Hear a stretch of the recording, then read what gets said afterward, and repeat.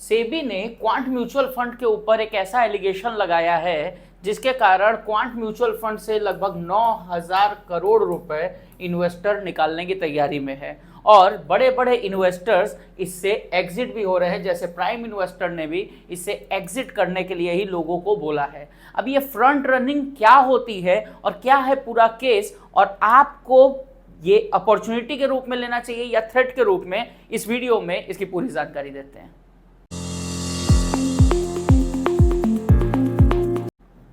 Prime investor नाम की एक वेबसाइट है, उसने क्वांट म्यूचुअल फंड की ओर से एग्जिट का एक सिग्नल दे दिया है कि अगर आपका इन्वेस्टमेंट क्वांट म्यूचुअल फंड में है तो आप इससे एग्जिट कर जाइए। और इसी कारण से क्वांट म्यूचुअल फंड में लगभग 9,000 करोड़ रुपए का रिडेम्पशन का एक एप्लीकेशन आ गई है। अभी इसमें क्या करना चाहिए और कैसे आगे बढ़ना चाहिए, ये फ्रंट रनिंग होती क्या है और सेबी का जो एलिगेशन है वो कहाँ तक सार्थक है, इसके बारे में समझते हैं। लेकिन सबसे पहले देखते हैं कि ये चीज़ है क्या। देखिए, ये फ्रंट रनिंग के केस में क्वांट म्यूचुअल फंड को एक दोषी बनाया गया है या बताया गया है कि इसका दोषी हो सकते हैं। और ये जो सेबी इन्वेस्टिगेशन कर रही है, इसमें इन्वेस्टर को क्या करना चाहिए ये अभी हम आपको बताते हैं। मीनवाइल आप ये समझिए कि क्वांट म्यूचुअल फंड लगभग आज से 5 साल पहले 166 करोड़ के एयूएम पे था और इस समय लगभग 85,000 करोड़ 84,000 करोड़ के एयूएम पे ये है। क्वांट म्यूचुअल फंड ने के जो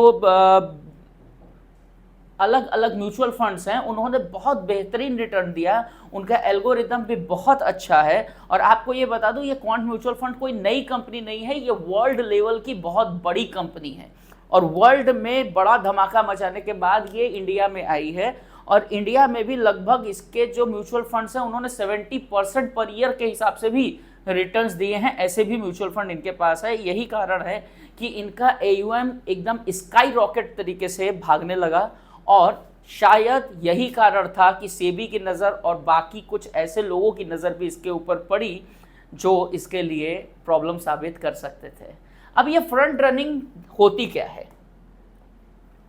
फ्रंट रनिंग का मतलब होता है कि जब एक बड़ी संस्था, एक मान लीजिए क्वांट म्यूचुअल फंड ही अगर है, अगर उसने किसी कंपनी के 1 लाख शेयर बाई करने के लिए आप अपने ब्रोकर को उसने बोला, तो आप वो क्या करेगा, पहले वो बाई नहीं किया, पहले किसी ने बता दिया दूसरे लोगों को कि क्वांट म्यूचुअल फंड जो है इतनी बड़ी क्वांटिटी में स्टॉक उठाने वाला है। तो अभी अगर आपको ये पता चल जाए कि एक बड़ी म्यूचुअल फंड कंपनी या बड़ी संस्था 1 लाख शेयर उठाने वाली है किसी कंपनी के, तो आप क्या करेंगे?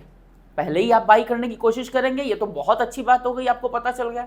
इसी तरीके से फ्रंट रनिंग को भी यही कहा गया है। फ्रंट रनिंग मतलब किसी बड़ी संस्था के द्वारा कोई स्टॉक उठाने के पहले आपको अंदरूनी तरीके से यानी इनसाइडर तरीके से एक नॉलेज मिल जाना कि ये स्टॉक उठने वाला है और आपने उसे पहले से ही उठा लिया।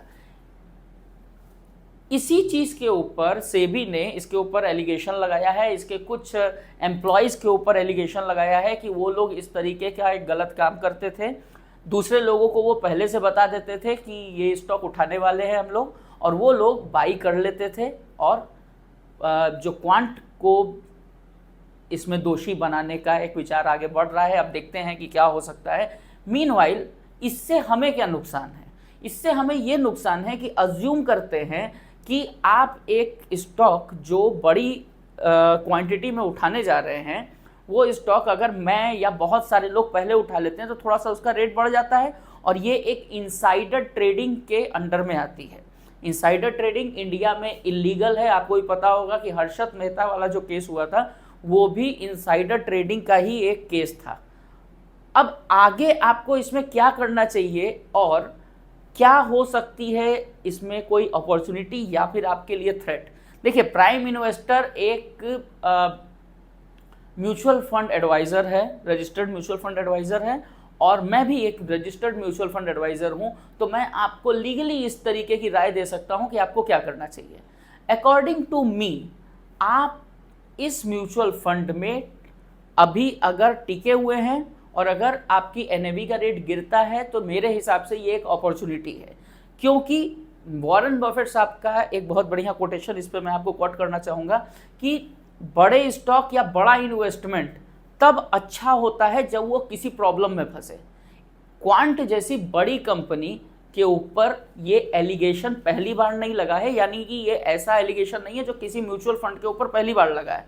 इसके पहले HDFC के ऊपर, इसके पहले एक्सिस के ऊपर, इन दोनों के ऊपर भी ये एलिगेशंस लग चुके हैं। इनफैक्ट LIC के ऊपर भी ये एक एलिगेशन लग चुका है कि LIC के एम्प्लॉयज़ ने भी इस तरीके की हेराफेरी की थी, उनके ऊपर एक अलग तरीके का जुर्माना भी लगा था, लेकिन इससे LIC को फर्क नहीं पड़ा था।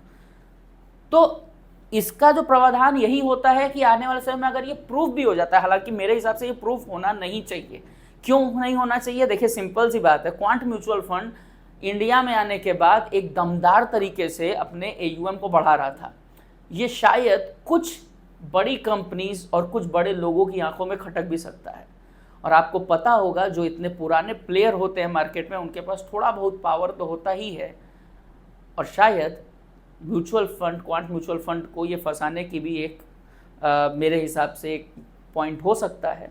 अब आगे क्या होगा मैं नहीं बता सकता, लेकिन फिर भी जो मेरा अपना एक्सपीरियंस कहता है वो ये है कि आने वाले समय में अगर इसका NAV आपको डाउन पे मिलता है या 6 महीने साल भर के बाद इसमें एक बढ़िया अपॉर्चुनिटी मिलती है बाई करने के लिए, तो आप इसमें फिर से इन्वेस्ट कर सकते हैं।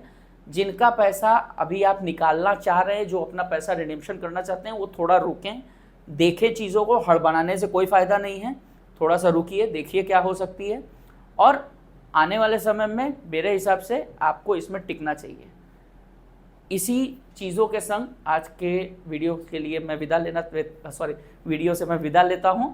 और अगर आपको कोई भी क्वेश्चन या कोई भी पॉइंट आपके दिमाग में है जो आप मुझसे पूछना चाहते हैं, आप कमेंट में लिख के पूछ सकते हैं। अगर आपको ये वीडियो अच्छा लगा हो तो आप अपने दोस्तों को भी शेयर करें, या फिर अगर किसी के पास इस म्यूचुअल फंड की होल्डिंग है तो आप उसे भी शेयर करके इसके बारे में बता सकते हैं कि क्या हो रहा है। धन्यवाद।